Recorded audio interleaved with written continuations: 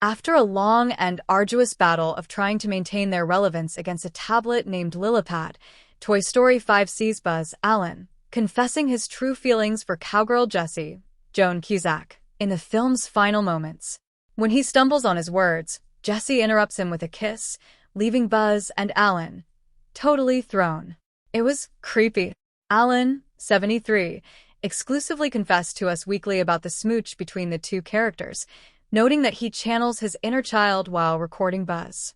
When I'm doing Toy Story, I'm literally an 8-year-old kid. That's what the personality I feel is inside Buzz, is my 11-year-old. So it's like, oh God, oh no, I'm doing that.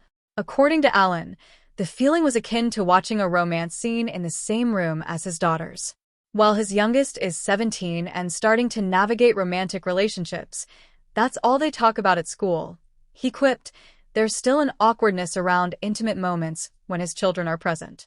Allen is dad to 2 daughters, Kate, 36, whom he shares with ex-wife Laura Dybel, and Elizabeth, 17, whom he shares with wife Jane Hajduk.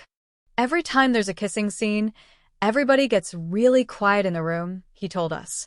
Especially when Elizabeth was a little younger. And that is exactly how I responded to Buzz kissing Jessie. I remember when I first read it, I said, are you going to show this? It's like Woody's bald spot. You kind of move them out of the animated thing, and it gets into some larger dramatic questions. Can they get married? And let's move on from there. Buzz and Jessie do end up tying the knot, sort of, as their owner, Bonnie, has a pretend wedding for the toys to say, I do.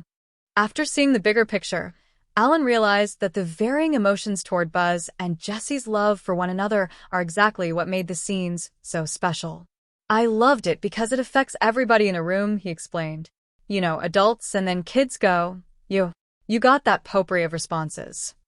Allen is no stranger to speaking up when it comes to his characters. He previously joked to Pixar after the release of Toy Story 4 that Buzz should be more relevant to the story, only to find that the writers paid attention to his request. I was just kidding around, but it was very startling when I saw the storyboards he shared. I said, okay, so you took it seriously, that's interesting. That was funny. The Santa Claus star has been similarly vocal on the set of his hit sitcom Shifting Gears, particularly when it came to his character Matt, a widow, entering the dating scene. Our showrunner, Michelle Nader, put this thing together, and they really liked the romance. I wanted a car show about a widower to deal with grief. That's what I wanted, Allen told us. I loved Kat Dennings as my daughter, because she's the perfect choice. That old dynamic is really where I was at.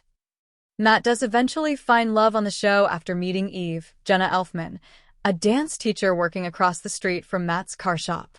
While the duo start off as enemies, their sparring matches eventually turn into romantic sparks. She's so fun to be around, and it's brought out a whole different part of that show and brought a different audience to that show, Allen admitted.